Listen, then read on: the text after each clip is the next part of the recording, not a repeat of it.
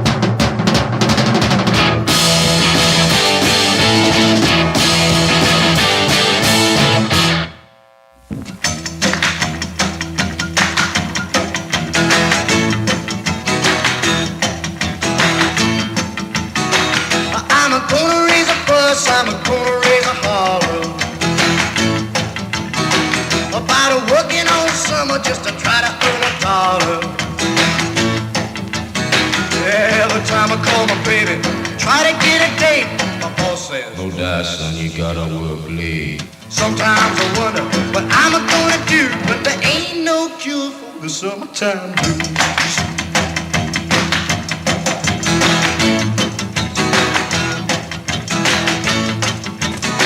Oh, well, my mom and papa told me, son, you gotta make some money. If you wanna use the car to go a ride next Sunday. Oh, well, I didn't go to work, told the boss I was sick. Now you can't use a car cause you didn't work a leg. Sometimes I wonder what I'm gonna do, but there ain't no cure for the summertime blues.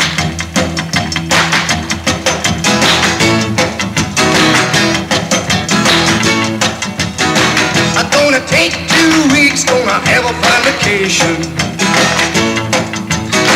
I'm gonna take my problem to the United Nations. Well, I called my congressman and he said, quote, I'd like to help you, son, but you're too young to vote. Sometimes I wonder what I'm gonna do, but there ain't no cure for the summertime blues.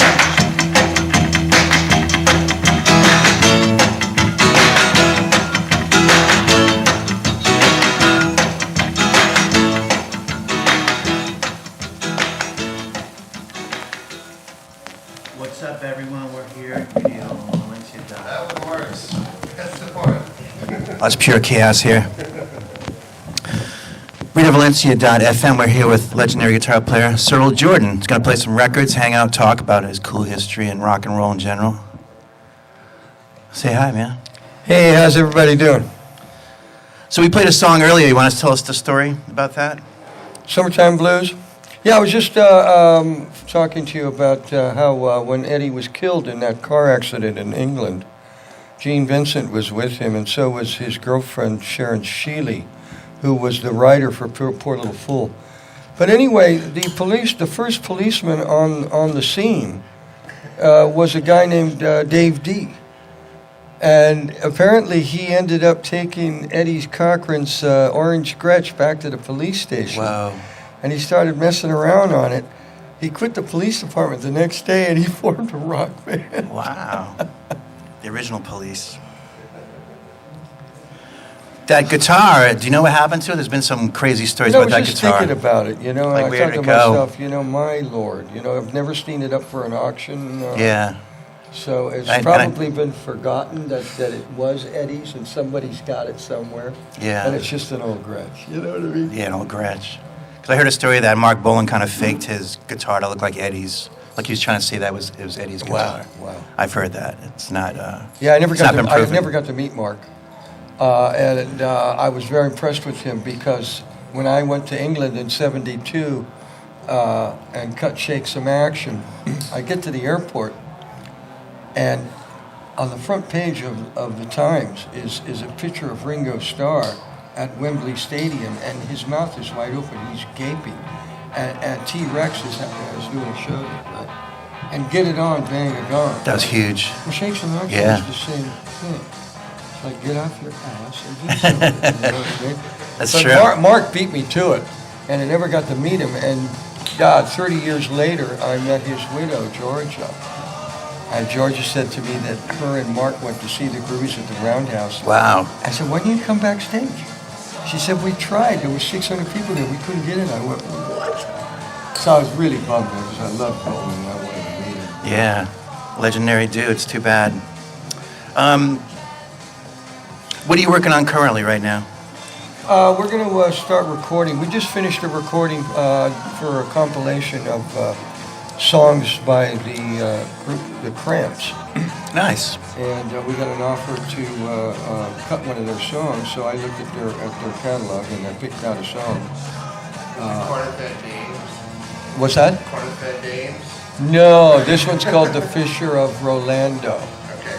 which is from a science fiction movie called The Brain from Planet Eris. Oh, wow. Yeah. There you go. This is a movie that scared the hell out of me when I was like 9, you know.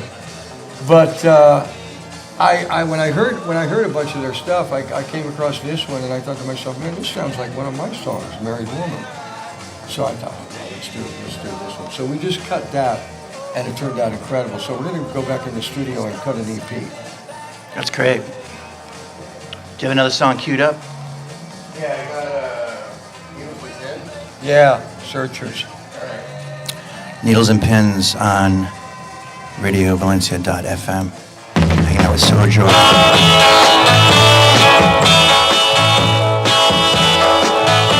I saw her today, I saw her face, was a face I loved, and I knew I had to run away, get down on my knees and pray that they'd go away, but still they began. Needles and pins, because of all my pride, the tears I gotta hide. Hey, I thought I was smart, I wanted hard, didn't think I'd do, but now I see she's worse to him than me. Let her go ahead, take his love instead, and one day she will see just how to say please, and get down on her knees. Hey, that's how it begins. She'd feel those needles and pins hurting her. Why can't I stop and tell myself I'm wrong so long? Why can't I stand up and tell myself I'm strong? Because I saw her today, I saw her face, it was a face I loved, and I knew I had to run away and get down on my knees and pray that they'd go away, but still they begin. Needles and pins, because of all my pride, the tears I gotta hide. Oh, needles and pins, needles and pins, needles and pins.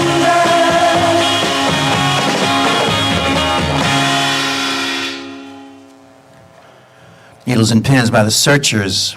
Hanging out with Cyril Jordan from the Flamin Groovies. Yeah, Seymour Stein, the president of Sire Records, called me up in the 70s after I cut Shake and said, hey, I just signed the Searchers. And I went, you're kidding. 10 years like after the fact. Yeah. And of course, Chris Curtis, who was the lead vocalist on, he had left the band way, way earlier. But they were still a damn good band. And he said, I'm trying to figure out where to record them. And I said, take it to Rockfield, studios where Dave Edmonds. And he said, can you set it up? So I set it up, and then he wanted me to produce them.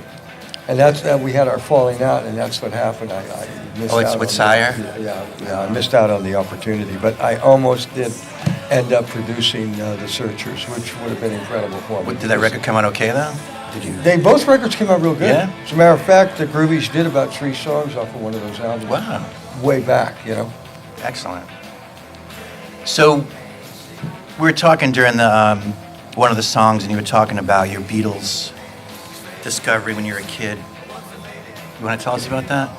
Yeah, I was walking home. I was in Sea Scouts in '63, and we would have a capsizing drill every third Friday of every month.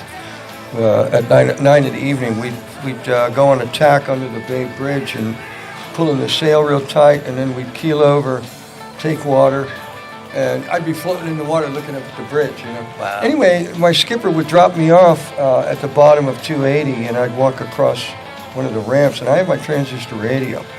And we're talking maybe the second week of November in '63. So right before Kennedy got killed. I was going to say, yeah. And I turn on the radio, and I hear these guys screaming, I can't hide. And I'm like, going, what's this? And I was so impressed that I waited till 4 in the morning because I wanted to hear it again. The guy didn't know the name of the band. Really? He said they were from England, So anyway, I got to hear it again at 4 in the morning, and that was him. And the next day, man, I went down to the record changer down on Market Street, and they had 3 45s of the Beatles. There was Love Me Do on Tolly. There was Please Please Me on VJ. and there was I Want to Hold Your Hand on Capitol. And I'm like going, what's going on here, man? I've never heard of any group that it was on more than one label at the same time. They were coming on right? strong, yeah. You know, and it was like, this is amazing. I mean, before I know it, I come home, I got 6 songs of this new band. Yeah. And I'm freaking out, you know. And the B-sides are great, too. Oh, the B-sides are incredible. Yeah. I mean, I didn't know which one I liked more. Yeah, you know? that's the great thing Please, about those please old never records. ask me why. Yeah. You know? But you were saying before that you were more into, you're a Ventures fan. That got you into playing. Well, in '59, I fell in love with the electric guitar. In '57, that's when I started listening to rock and roll radio. My father was a classical music nut, so we didn't have that in the house. But if I was in one of my friend's mother's car and we were going somewhere, they'd have it on KYA, and I'd be listening AM to radio. rock and roll, and I'd Yeah. be listening to Peggy Sue. I'd wake up little Susie, and I'm like, whoa, this stuff's great, you know. But by '59, I began to realize that the electric guitar was a big part of this new genre, rock and roll, right? So I got all the catalogs, Fender catalogs, Gretsch, Rickenbacker, and I got an old acoustic, and I started to learn how to play Chuck Berry and Beach Boys. And I almost gave it up. 63, by the end of '63, the charts were starting to just dirt out. Hey Little Cobra. All the Bobbies. Yeah, Dominique, the singing nun. I mean, remember, it got yeah. really schmaltzed out, you know. And I was just about ready to stop playing guitar, and then the British invasion happened, and I got sucked in like a vacuum cleaner. Yeah, I've heard from a lot of musicians that it was like Elvis, and then the Ventures, and then the Beatles. And then the Beatles, yeah. And that was like, the gloves were off after that. Do you have another song queued up there, Rob?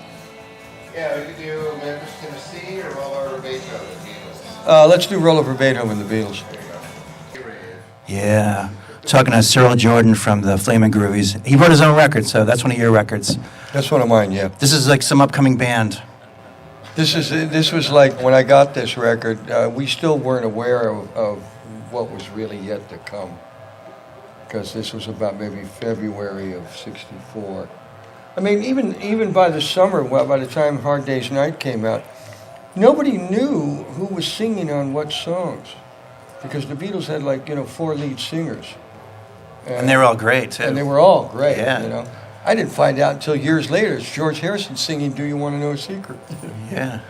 But because they had the same similar sound No, it was great. on their Yeah. Liverpudlian, vocals. It seemed like at that point we were talking about the Bobbies. It was like this kind of like boy band thing almost. Yeah. Where the labels would get like people and like Fabian like march them out, give them a song. I got a good story about VJ, which was one of my VJ favorite. Records. Yeah, VJ Records, which was one of my favorite labels. A race label in the '50s. Yeah, great stuff. John Lee Hooker, Jimmy Reed. Oh yeah. I knew this guy had a record store back then, and he had the whole VJ catalog in 78s and 45. Nice. So you could take your pick. Oh, dude, that's great. But anyway, see, about 20 years ago, I met this lawyer named Neil Bornstein, because my mother had passed away, and I needed to get a lawyer for the estate and Yeah. all that. And we're talking one day, and he looks at me and he goes, I got the Beatles their record deal on VJ. And I said, you got to be Really? kidding. He said basically what had happened is that Brian and George Harrison and Billy J. Kramer had come over to America in, I think, September of '63, trying to get a record deal. Visiting, yeah, not playing that, right? Yeah. Yeah. George came over because his sister lived in Chicago, So he came along for the ride. Nice. And to pick up some American records, probably took a whole batch back. But anyway, this guy, ends up getting like the biggest thing on his label before anybody knows it's the biggest thing. You know what I mean? And of course, when Capitol realized how much they had blown it, because they passed on the first LP, which was on EMI, Parlophone. By the time the Beatles are on the radio in America in November of '63 with "I Want to Hold Your Hand," everybody at Capitol's like going, "Hey man, let's put Somebody blew it, yeah. out the second album, right?" Yeah. Well, anyway, I always wondered what had happened to VJ. And Neil told me that apparently the owner of the label hadn't paid income tax in quite a while. And the government came down on him. And they did the same thing to him they did to Elvis, basically. You're either going to jail or you're going in the army. Wow. And that's what happened to BJ Records. He went to the army. He went into the army. Yeah. Interesting. Yeah. Yeah, there's a lot of great music on that I knew label. the guy wasn't having me on because he said the magic word. And when you're talking about the Beatles, even now I would say the magic word is Queenie. And do you know why that's connected to the Beatles? Queenie. The name Queenie? No, go ahead. Okay. Queenie was Brian's, the nickname for Brian Epstein's mother. That's right. Okay, Queenie Epstein. And so when Wow. there's this straight guy with wingtips talking to me, oh yeah, I got the Beatles right here. So he said the magic word Queenie, and I He went, said oh, Queenie. okay, this guy's Brian's mom, This yeah. guy's for real, you know. He was my lawyer. He was your lawyer too, huh? Yeah. We have Real another nice lawyer. guy, too. Real nice guy. He wrote the book. He wrote a book. No kidding. So the Peanut Gallery is Barry Simons. He's a lawyer. He has a show here at like My noon on best friend Harry over Thursdays. there on the left. What's it called? Hello Cleveland? What's it called? It's called Time Won't Let Me. Time Won't Let Me. From the Outsiders. Not enough time. Not only that, but Do everything I need to do. weren't they an Ohio band? The Outsiders? Yeah. That's what I thought. But Barry's here in case we play anything illegal or say anything bad. He's gonna get us out of prison. The whammy will come down fast. You know? What do you got queued up next? Let's see. We got a couple of records. See the pile over there on where the air. She's not there. Yeah, put on She's Not There. Nice.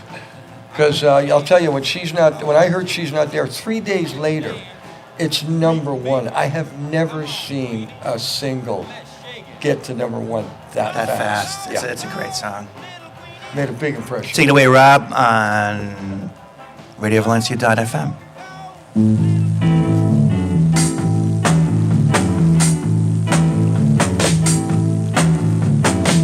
Well, no one told me about her, the way she lied.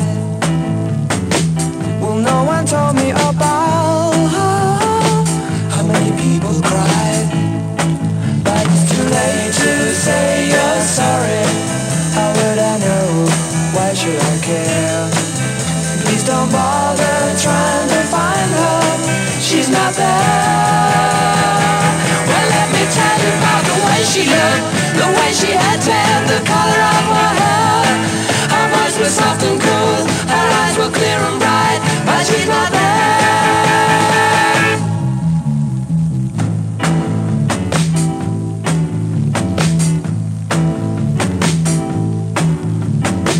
Well, no one told me about her. What could I do? Well, no one told me about her, though they all knew. But it's too late to say you're sorry. How would I know? Why should I care? Please don't bother trying to find her. She's not there. Well, let me tell you about the way she looked, the way she had tan, the color of her hair. Her voice was soft and cool, her eyes were clear and bright, but she's not there.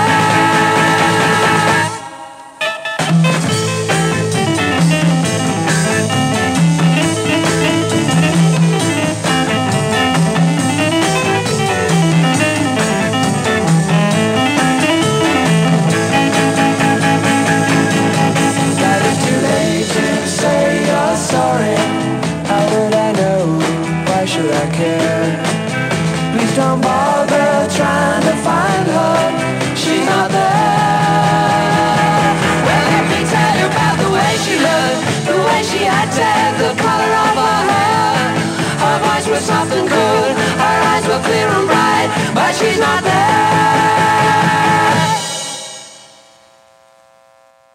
What is up, everyone? We're on the radio right now. KrOB's doing some juggling with some turntables. We got Cyril Jordan next to us. That's one of his records when he's grown up by the Zombies, who are still going strong. You saw them at the Chapel in San Francisco. Just a couple of weeks recently. ago, yeah. What'd you think? No, they were incredible. And they did this one song I had totally forgotten about, the one that's called "I Love You," you know. Oh, yeah. And when they started it, all of a sudden, the hair on my arms stood Chills. straight up. Yeah. And I freaked out. And Colin Bloomstone's voice is still really good. Yeah, they're all still happy. Yeah, great players. And that, I don't know, their catalog is just fantastic. That's, what is it, on Parrot Records? That's on Parrot, which was a subsidiary of London. Yeah, I'm trying to name that Records. label from over here. Yeah, it's, Okay. it's Parrot. Tom Jones. Tom Jones, yeah. You know, Early Genesis. Lulu. There were a lot of people on the Parrot label. Yes. You mentioned the Zombies, along with the other British invasion stuff when you were coming in as a guitar Well, player. you know, after the Beatles hit, and again, there was a 6-month period before the summer, because they were on Ed Sullivan in January of that year. Nobody really knew that there was this incredible thing happening. And if you were listening to radio every day, you'd be on top of it because you'd know who the new British band was that was kicking ass, And this record comes on one day. I'm at school, walking home from school, and listening to my transistor radio, and I hear the doo-doo-doo, Yeah. And I'm like going, what, man, this is And the singing incredible, comes in, you yeah. know? And 3 days later, it's #1. And I have never seen or heard a record that jumped to #1 that fast, So here's another band from England, the Zombies, And the same thing happened with You Really Got Me by the Kinks. And then For Your Love with the Yardbirds. And Tobacco Road with the Nashville Teens. And then Gloria with them, And it was just one punch after another. No, that's By a the great, end that's of a the great time summer, for music. we're all going like, get out of here. I got to go to England right now. What year did you get to England? I actually went to England in '66 because I went to visit my aunt and uncle in The Hague. I got Dutch relatives over there. Nice. And I took a 3-week trip over to London by myself. And I had $300, but when I got to London, I realized I had $900 because That's right. the pound rate of versus the exchange dollar, yeah. was really good. So, I went to Carnaby Street. I bought all these clothes. There's people still talking about the clothes I wore in high school. As a matter of fact, about 10 years ago, I got into a cab, a Luxor cab, and the driver's looking at me. He goes, "Hey, man, you're Cyril Jordan, aren't you, man? I went to school with you." And I look at him, I go, "Hey, James, that's right." Wow. And he goes, "Man, remember those striped trousers you had?" He went on this whole rap. The joke's on him, though. I told him, I said, I got him on Carnaby Street. Did you see any bands when you were there in England at that time? No, and I was, look, you got to realize that I'm still a teenager. The Groovies didn't become the Groovies until I got back from Europe that summer. But I'm on the train going up to Ramsgate, and it's nighttime, and I'm looking in the windows of the houses in England, thinking that I might see Keith Relf of the Yardbirds or something. You never know. The only guy I bumped into was Dave Davies. Nice. And I had met Dave in '65 at the Cow Palace. Because I was always backstage at the Cow Palace shows. Do you recognize you in your pants? Yeah. The elevator door opened, and he went, and I went. That's so cool. Because we kind of looked similar, especially back then. You guys are buying your clothes from the same place, probably. in Well, England. he had a beautiful pair of brown Beatle boots on, brown leather Beatle boots, and I still dream about him today, to this day. Wow. I can still see it in my head, but I didn't see anybody else of the music scene. But I was trying to explain to you that for someone like me back then, going to London at that time, this was Mecca, man. I mean, you have no idea how incredibly weird it was to actually be able to go there, and partake in the scene. So I come back from Europe. Roy picks me up at the airport, and he says, "You want to go see the Beatles?" And I go, "You got a ticket?" He goes, "Yeah." I said, "Wow, thanks for getting me." He said, "I didn't get you one. Me and my girlfriend broke up. I got an extra ticket." So Roy Loney. the next day, we go see the Beatles, and it's their last show. Oh, wow. And the Candlestick day Park. after that, we became the Flamin Groovies, and that was it. That's great. And you self-financed your first record, right? Yeah. How many copies you sell initially? Do you know? We sold about 4,500. That's great. We went through 3 pressings, okay? And what was cool was we knew a guy at Tower Records who worked the cash register, so he put them on the counter. So people would come with the stack of records, right? And, and they'd go, "Oh yeah, I'll grab that too." And within like 3 months, man, we sold out, and we put another 1,500 out there, and boom, boom. And when we got signed to Epic, I asked the A&R guy, Chuck Gregory, I said, what made you get interested in signing us? And he goes, look, all record company, all national labels in America at that time, we look at who's selling 1,500 records in any particular region. And if they've sold 1,500, like let's say in Baltimore, well, let's sell 1,500 in Chicago, in Detroit, and that's when they'll sign you to. Because you've proven yourselves by that point. Well, we had sold 4,500 records, so it was more, right? That's great. But we had no idea that Epic was a tax write-off for Columbia. The only guys making money on Epic, man, was Bobby Vinton, Blue Velvet, and Donovan and the Yardbirds. That's right. They signed, I think they signed 30 bands. They signed Catfish, they signed Poco, they signed Flamin Groovies. The same year? Dan Hicks on the Hot Licks. Yeah, the same week. There were just people were the record companies had come up by 68. They were all over San Francisco because of the music scene. Yeah, the guys were busting out. Yeah. So it was a mad rush to find the next Beatles. Everybody was on this, Yeah. front. We got to find the next Beatles. They're out there somewhere. Gotta get them. And all of us are going, hey, we're the next Beatles. Here we are. We're right over here. What's queued up next, KrOB? Bumblebee. Yeah, Searchers. All right. On RadioValencia.fm.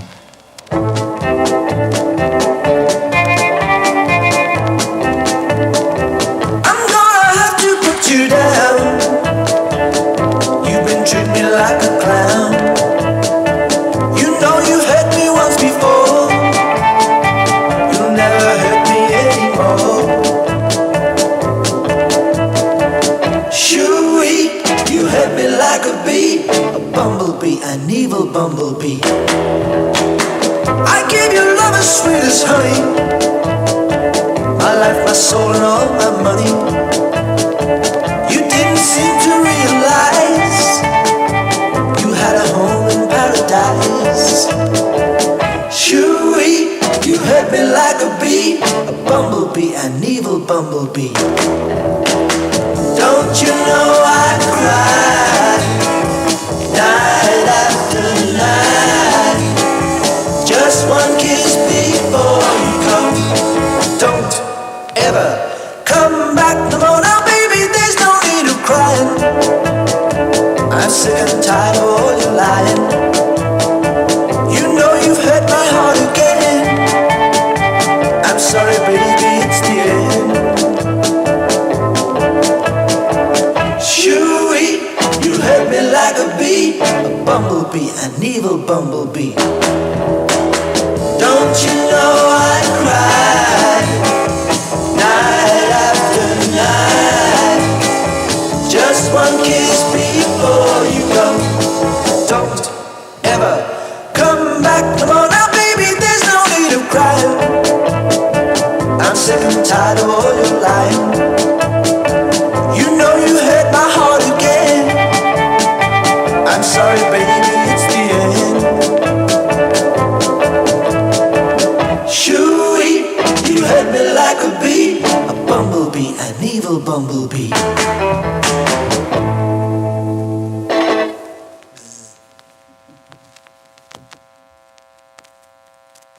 We've been friends for oh so long. I let you share what's mine. But when you mess with the boy I love, it's time to draw the line. Keep your hand off my baby. I ain't gonna tell you, but one more time.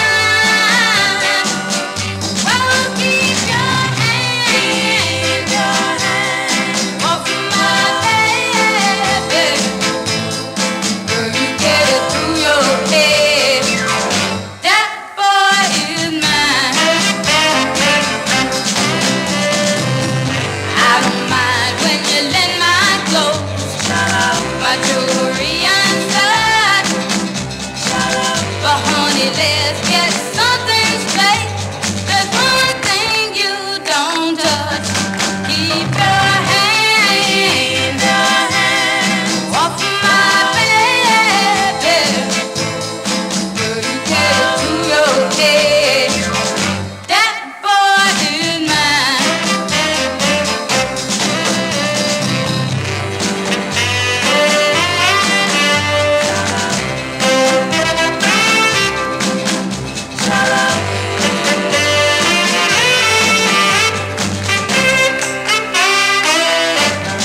Keep your hand off my baby.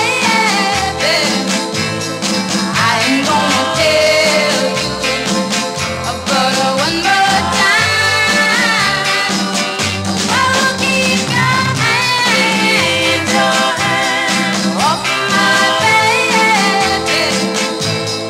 Till you get it to your head. That boy is mine. Oh, keep your hand on my baby. I ain't gonna tell you to fight. He's mine. Yeah, he's mine. You better watch yourself now. He's mine. Talking to Cyril Jordan from the Flamin Groovies. He was cool enough to bring his little suitcase of records that he grew up with and that influenced him and many other people. We're up to your first record came out, sold a bunch of copies, did really well, and then Epic Records came sniffing for blood.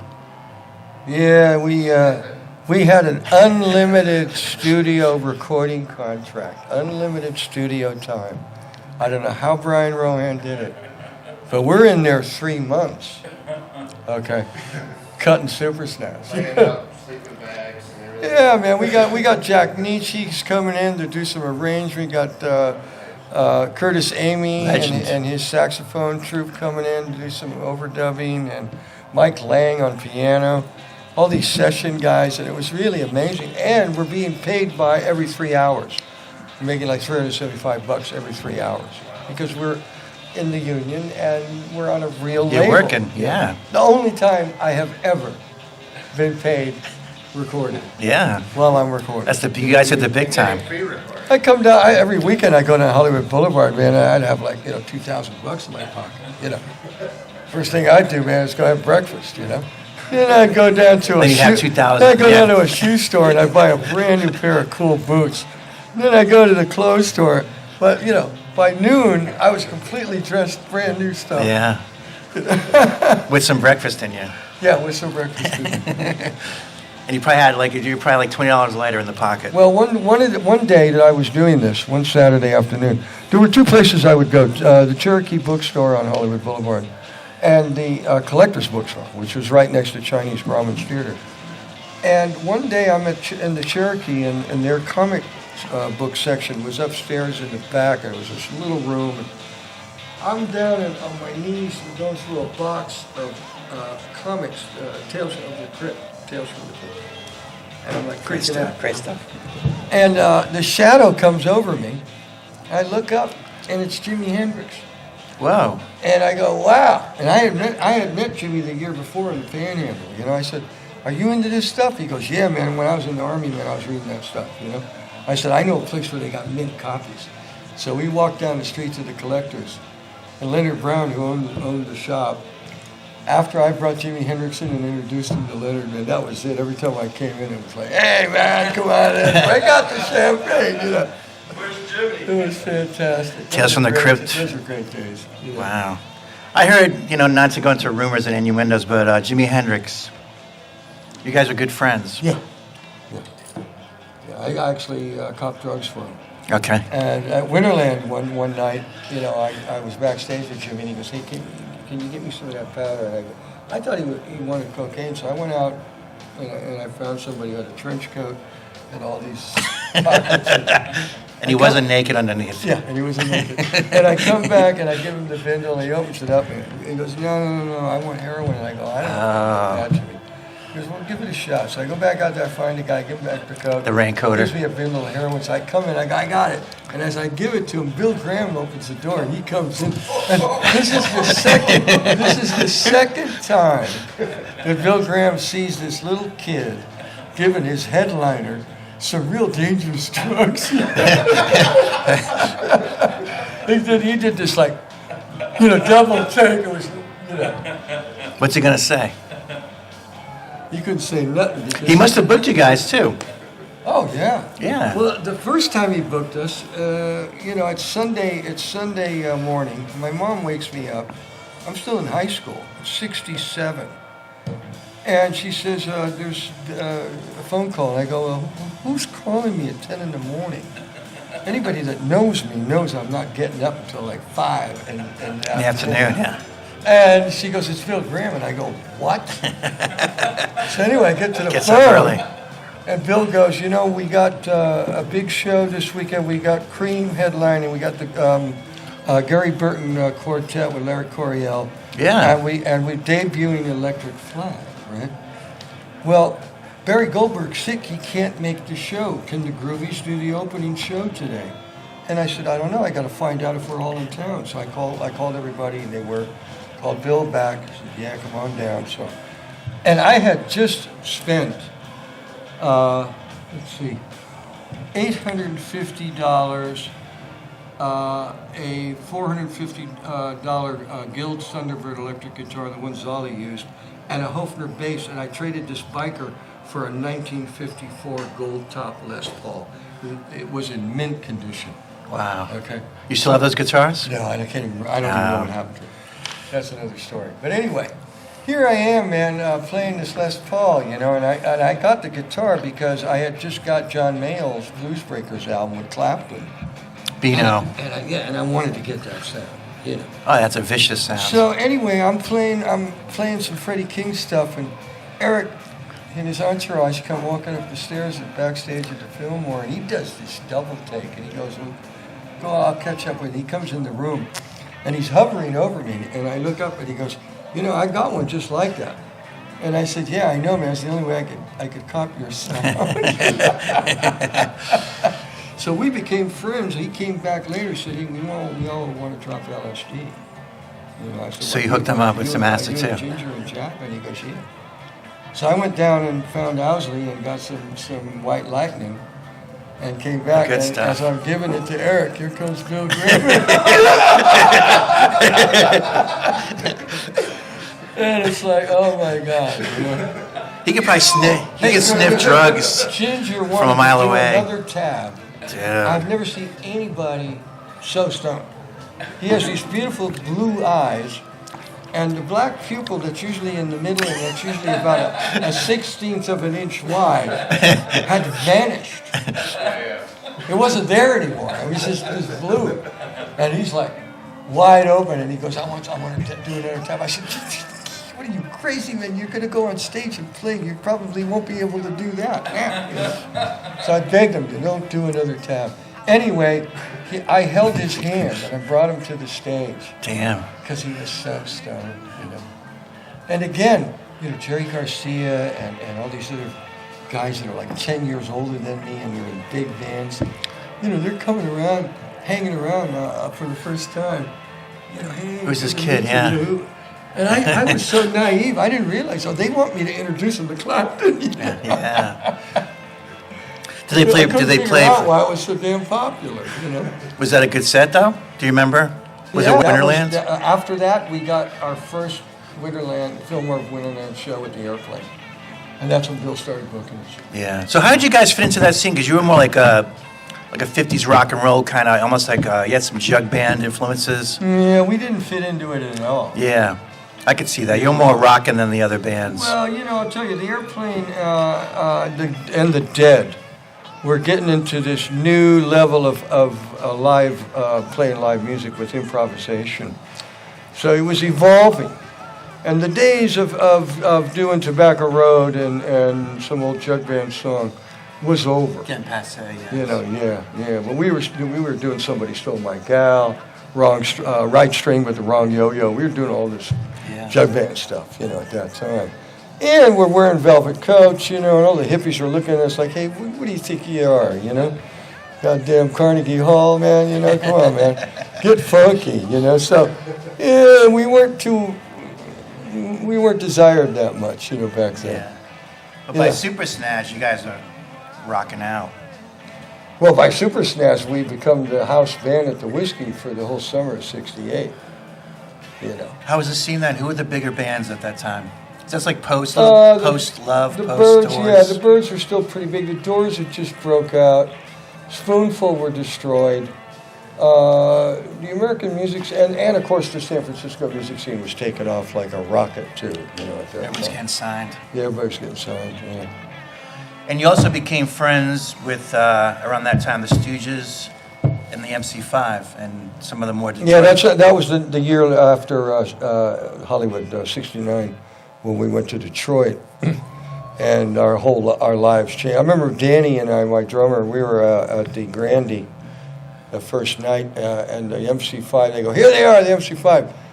Wayne does this incredible James Brown thing across the stage, playing this lick, and then they go and, kick out the jam motherfuckers, and it was like, Danny and I looked at each other and went, well, I guess that's it for us, because we thought we were the new thing.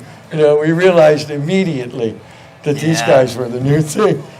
We better get behind them, We look at those posters, and it kind of mirrored San Francisco. You'd have like Sun Ra with the MC5, with, Alice Cooper, with Ted Nugent, Amboy Dukes. Like, it was pretty much a cool, like, mirror San Francisco. When we did that U.S. tour, that Throwing first different influences U.S. tour, you're right, in '68, every town we went to, like Cincinnati had this place called Ludlow's Garage, and there was a bunch of long hairs there, and they're smoking pot. So this thing that happened in San Francisco was like now happening. Spreading. It was spreading like a virus. Yeah. And it was pretty. I tell you, by '69, I get on a plane. I get on a United Airlines plane, and we're going to fly up to Seattle and do the Sky River Rock Festival. And the whole plane is every Frisco band. I mean, the Airplane, the Dead, the Charlatans, Janis. I mean, Big Brother. Everybody's on the plane. We take off, and everybody starts lighting hash pipes. And they're passing it. The stewardesses are going, excuse me. And I'm like going, we've changed the whole world. Yeah. It's never been the same since. It's true. It went down hard right after that. But, can you imagine? I just got out of high school, and I'm like thinking to myself, wow, this is fantastic. Yeah, you guys are taking off. Yeah. Did you play a lot of European shows at that time, or it was mostly in the States? No, we didn't go to Europe until I brought the band there in '72. 72, okay. Yeah.